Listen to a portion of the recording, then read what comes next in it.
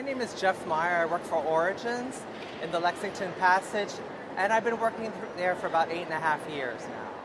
Grand Central was a place I used to go to quite often. I used to work as a production assistant on television and movie shows many years ago.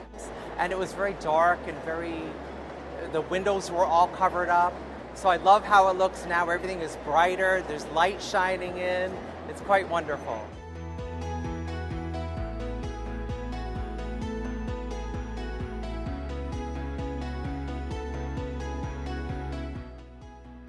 Grand Central has changed dramatically since the restoration.